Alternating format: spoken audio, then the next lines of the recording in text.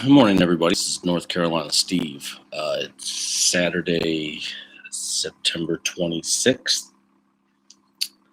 Talking a little sports gambling here, some handicapping 101. Things that, while the games have changed over the years, there's still some basics that I use in terms of handicapping games. The first thing, and I know this seems really like rudimentary and elementary, but the first thing that I look at in all sports, no matter who's playing, is I'm going to look at the standings and I'm going to see who's on the winning and losing streaks. And for me, it has to be more than 3 or 4. So, for example, in baseball, if the Yankees have won 1 or 2 games in a row or lost 1 or 2 games in a row, that's not really a red flag for me that kind of goes up. But if a team has won 5, 6, 7 games in a row or lost 5, 6, 7 games in a row, I automatically take that team and I put them in a column that I want to focus on. And then I'll do the same thing, especially in football, college and pro. I'll do the same thing in college and pro football with over and unders. If a team has gone over the total 4, 5, 6 games in a row, if a team has gone under the total 4, 5, 6 games in a row, again, that team's going in a category that I can look at and focus on. I think the other thing that's crucial too is trying to look at as few games as possible. If you think about handicapping and sports betting, it is 50-50. Team A is either going to cover the spread or not cover the spread. Yes, you're going to have the occasional tie or push, but you're not going to lose on that. So either the team covers or they don't cover. And I think a lot of it, if you think about it, you could just pick one game. MLB, NBA, NHL, whatever. Pick one game and research the crap out of it. And you're going to have just as good a chance as the person that looks at the entire schedule of games. Again, the more games you look at, the more difficult it can be. Keep it simple. Always keep it simple.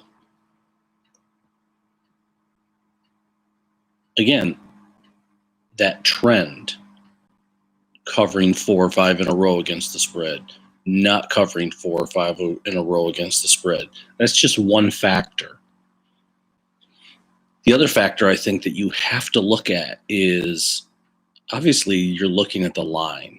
You're looking at the point spread. Does it match who's playing? So, for example, if Team A is undefeated and they're playing Team B, who has lost 1 or 2 games, and Team B is favored over that undefeated team, again, that's a red flag that you need to look at. Does it always work? Of course not. Absolutely not. Sometimes Vegas just puts out bad lines.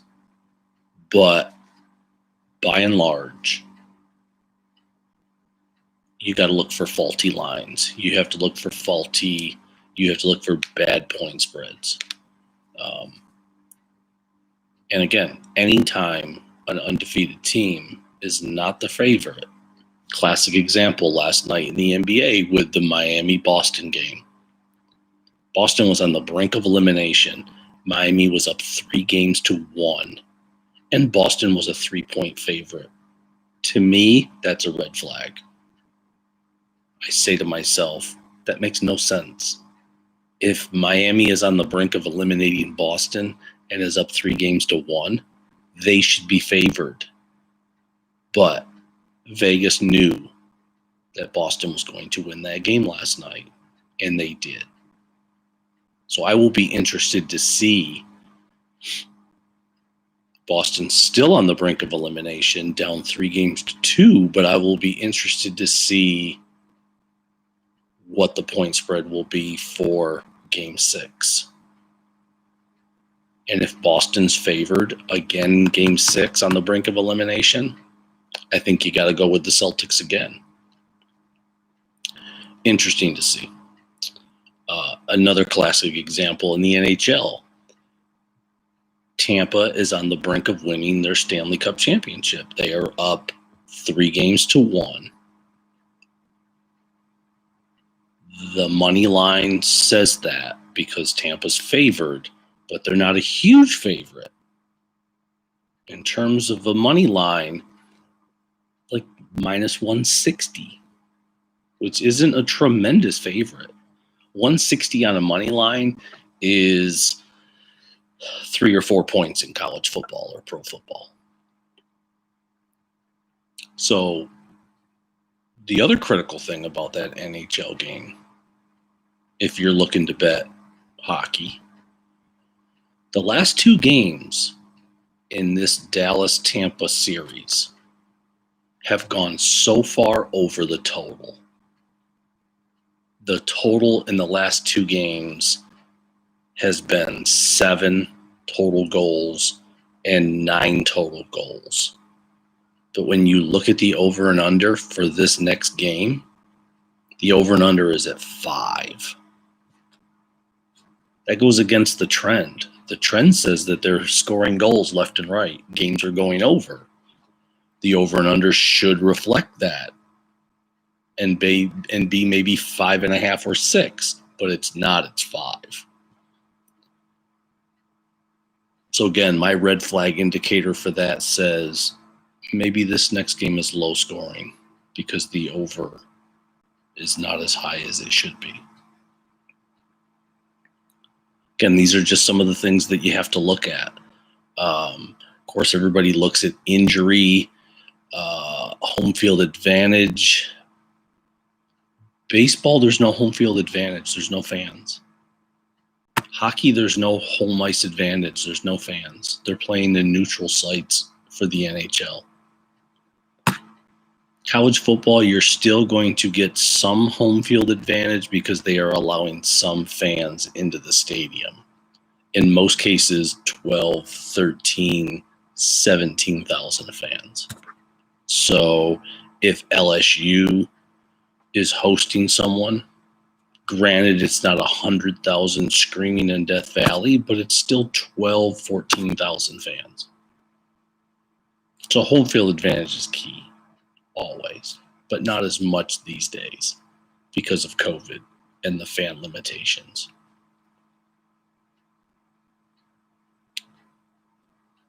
You also have to take into consideration this.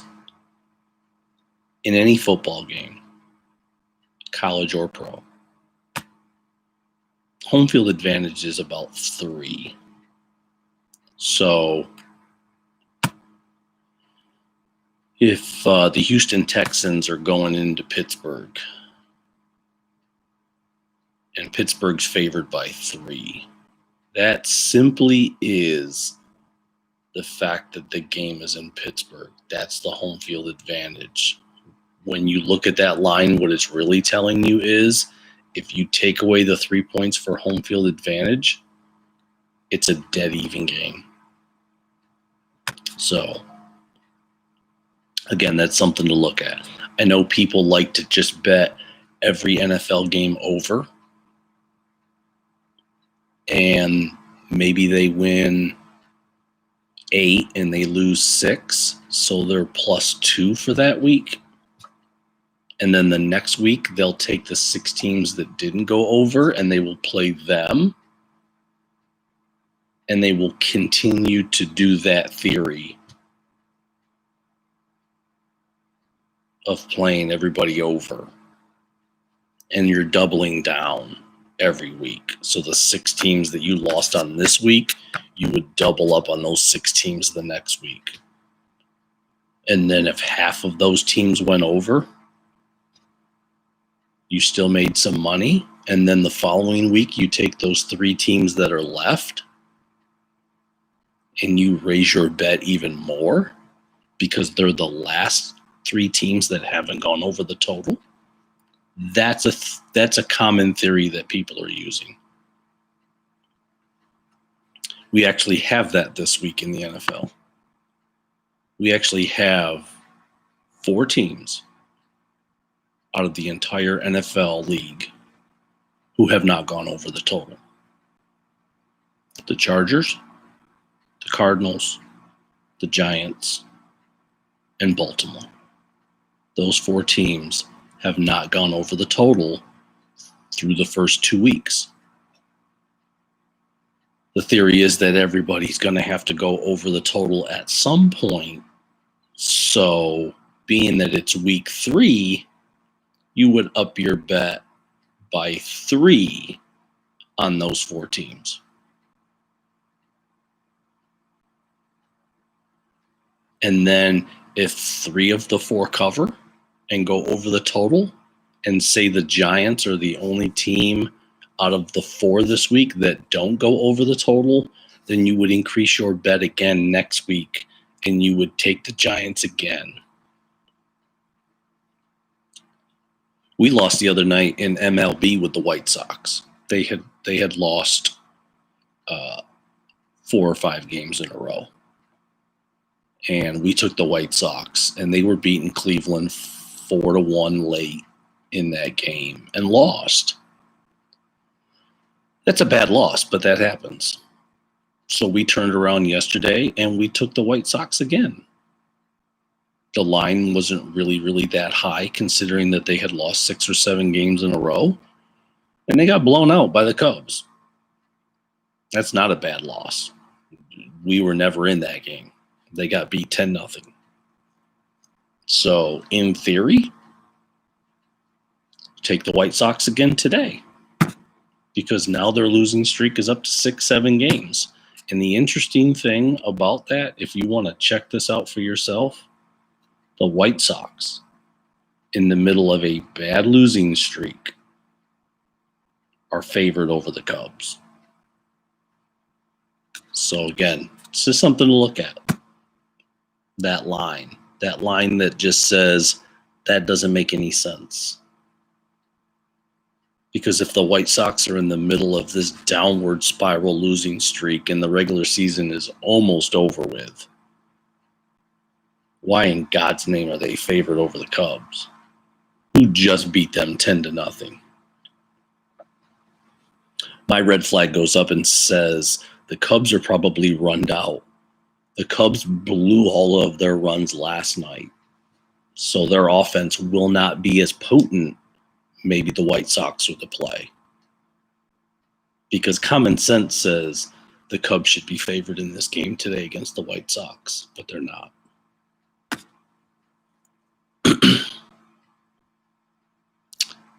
Again, we've been sports handicapping, the people that work with me,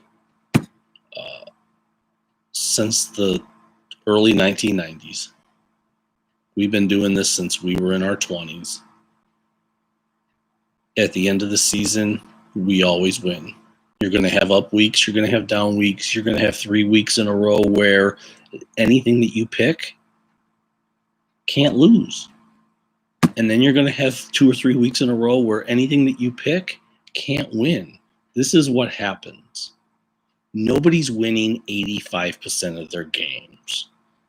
Nobody, and I'm not naming names, nobody's going 71-0 on their whale plays or their best bets.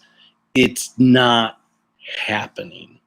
You got to do your research. You really got to look into the people who are touting their picks on social media, because it's bullshit. Nobody's winning 80%, 85% of their games.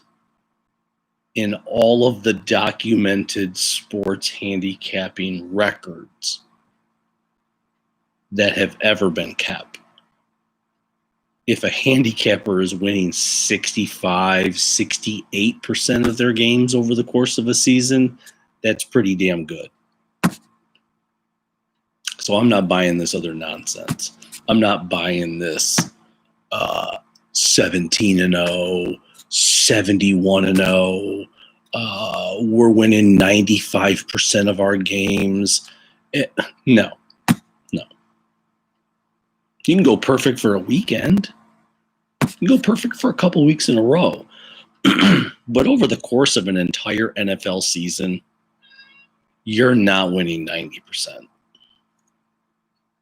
And if you are, God bless you, because you're the greatest handicapper in the world.